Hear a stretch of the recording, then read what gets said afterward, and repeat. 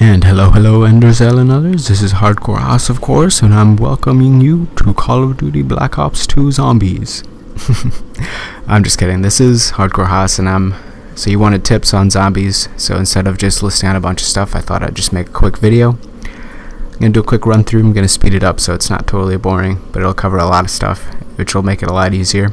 So we're playing in town, it's the same place we were playing at earlier, so I just thought I'd keep it consistent. So first off, it's pretty monotonous, but in the beginning, you want to shoot a zombie 5 times in the chest, and then stab. 5.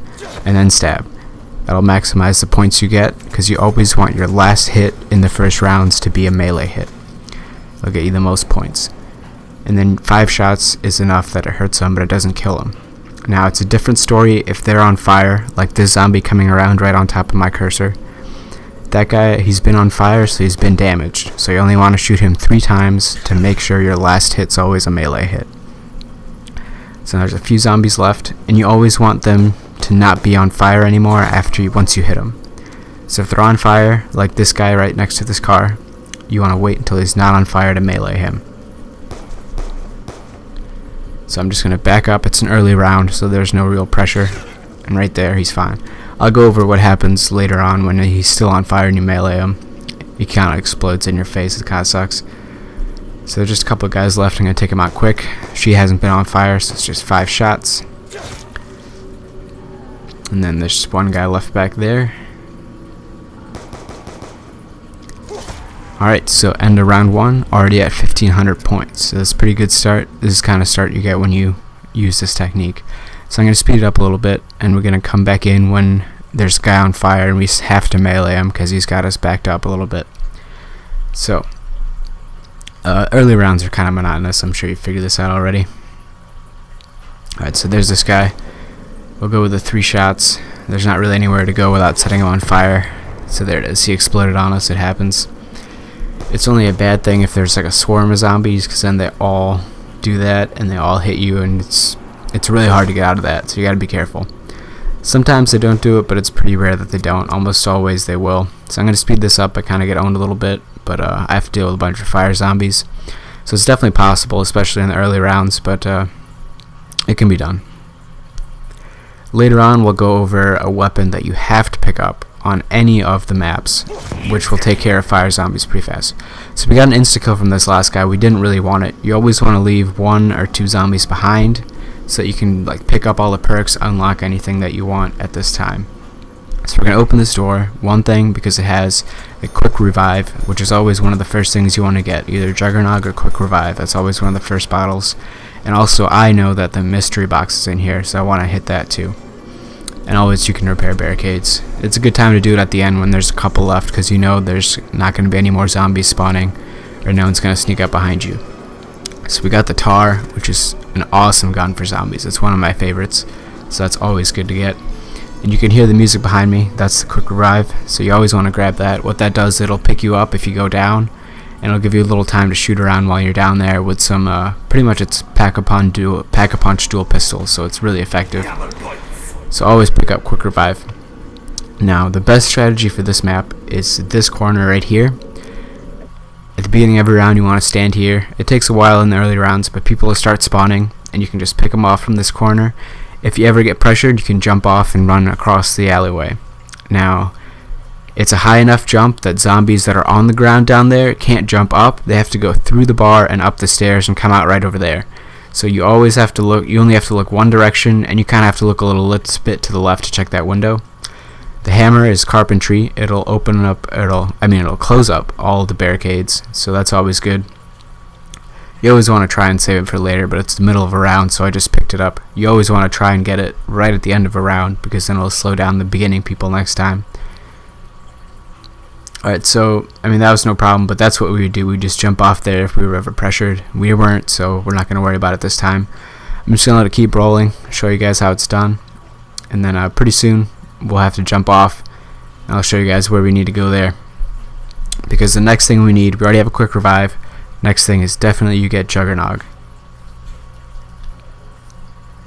It's pretty easy. Always stay reloaded. Even in the early rounds, you never know when something crazy is going to happen. Alright, so there's a max ammo just sitting there. Always reload before you pick up max ammo. I'm sure you know about that. I'm just going over as many tips as I come across in this gameplay. I did this a few times, trying to make sure I would cover the most ground possible, and I think it worked pretty well. Now this is a little bit of a mistake I made. In the later round, like 4 or 5 and onward, if you leave just one zombie, they always sprint behind you. So that can be a little annoying when you're trying to go pick stuff up. Like right now, we have 3,800. We're going to go pick up Juggernog by opening up this place at the top of the stairs. So that's what we do if we're pressured. And I thought she was actually right behind me, that's why I jumped down. Turns out they're not as fast as I thought they were in this gameplay. So we're going to pick up Juggernog. And yeah, so we're pretty much set. We have 590. We're going to go ahead and take this time to get rid of her and jump back up in that corner spot in the bar. Alright, I'm going to go ahead and speed it up again, a little faster this time because we've seen this a little bit. What I really want to focus on now is the rhythm you do when you're at this stage in zombies. So you have a good gun, you have the bar, and the Juggernog place opened up. So you're going to pick one of the two to start at. You're going to basically do this, pick off as many as you can coming out, and then if there's ever too many, you jump down and you're going to run across the other one. So I had to reload, so I might as well jump off, show you guys how it's done. You're just going to run across here and just park up in this spot, and right there you're creating a train of zombies.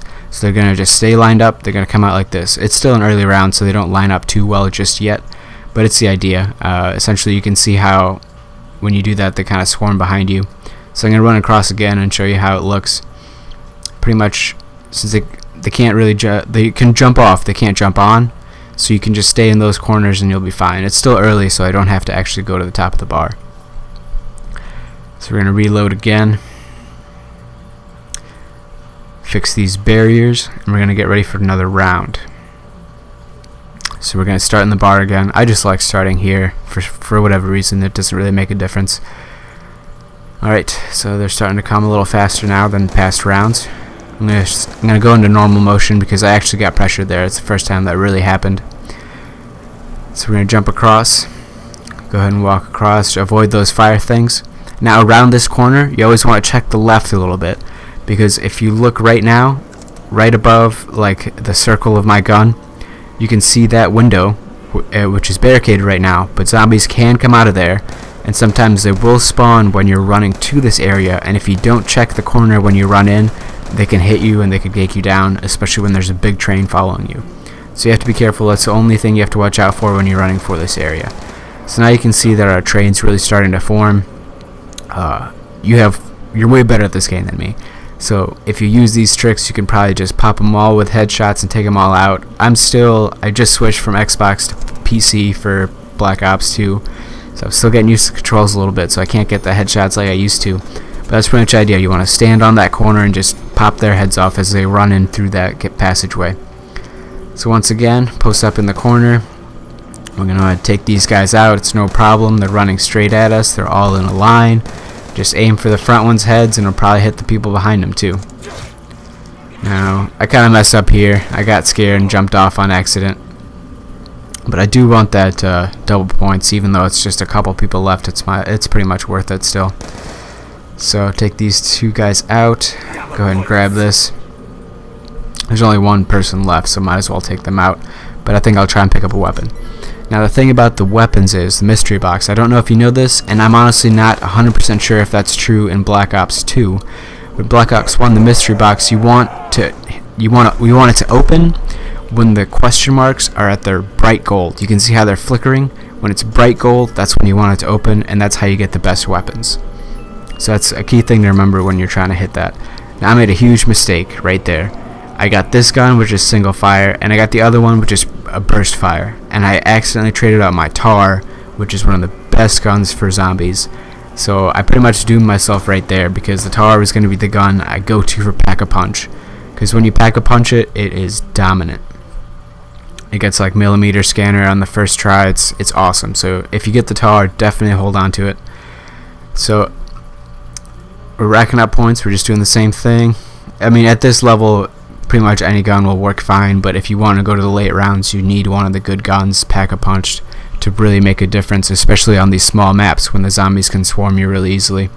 This gun right here is pretty good. I just don't like burst fires for zombies. It's just a personal preference, I guess. Alright, so now we're going to pick up something important. It's from the campaign, if you've played it. It's these electric brass knuckles. And there's 3 key things about this weapon that make it absolutely dominant in zombies. Or 4 things. It's a melee kill, so it's worth the most amount of points than anything else. Second, it's a one-hit kill until level 14, as in until level 13 it's a one-hit kill, level 14 is the first time it's not. The third thing, it's very fast. It's much faster than a knife or any other melee weapon in the game. And finally, if a zombie's on fire and you melee them, they won't explode. So it's absolutely epic. If you have 6,000, definitely get it, because you'll make it back within a round or 2 if you're good at meleeing people. And I watch your videos, and I know you dominate with this thing. So definitely get this weapon. You'll get so many points from it. You can pack-a-punch stuff. You can get all the colas. You'll have no problem. Now I'm still working on my timing for the PC, so I do my best to try and to punch these guys down with these knuckles, but I'm still not great at it yet. But you can check out me doing it in a little bit. Now, right here is when I start doing it again. You can see these guys are all on fire. They're freshly on fire. You can punch them and they still just go straight down. No explosion or anything. It's just awesome. It doesn't get in your eyes or anything. It doesn't explode. Now there's one guy left, so we're gonna go ahead and pick a speed cola. This is awesome because when you're up on those ledges and you do have an automatic gun like the Tar, which I wish I still had, because I would have gotten so much farther, you can just pretty much shoot them down. If you need to reload, it's almost an instant reload. You can just hide out in those corners as long as you want, pretty much. You can just sit out there and shoot everybody down. You can just rack up points. Alright, so I'm going to repair some barriers, try to get some points in, because I'm kind of low now after buying the speed cola. Definitely a worthwhile purchase. Now these things, they go away after a while, but I want to try to hold on to this as long as I can. It's not really useful right now because I do have a one-hit kill melee weapon, but it's still, if I do start to get swarmed, I can just let out a little spread and it'll take everybody out. Although it's hard to spread with a single fire and then a burst fire too. It's still possible, though. I'm just complaining a lot because I really feel like I let myself down there. So I got a little pressured. The insta-kill wore off, so I decided to run the other side. Right here you can see a lot of people are going to start showing up now. Probably not the best time to be meleeing them when there's that many people, but I was feeling a little ambitious, I guess. And now right here is where I make my mistake. I got too overzealous on the punching. Oh, quite sorry, it's not just yet. We still make it. We got a nuke, so the round ended, and now we're starting the next round. We're on round 10 now. Here it goes. So still punching people. It's an early part of the round, so it's pretty easy. Everyone's spread out. Feel a little pressure when they spread out around me. In the beginning of the rounds, they won't line up perfectly because there's still spots for them to spawn at on the top floors. So it doesn't work perfectly there, but as you run around and you build the train, they come just in a single file, which makes it a lot easier. So right here is where I messed up. Totally missed a punch and I went down. I do have the quick revive, so I get this chance in Last Stand where I get these pack-a-punch dual pistols to take out people. I can't see many people. And speaking of not seeing people, I don't see these guys and they take me out. But I covered a lot of stuff, so I'm sure this will definitely help. If you don't know about this stuff already, at least seeing it will probably help than just some text. Once again, I'm Hardcore Haas. You can check out my channel. You can find me on Twitter. On Twitter, I'm Hardcore Haas without the underslash. See you guys next time.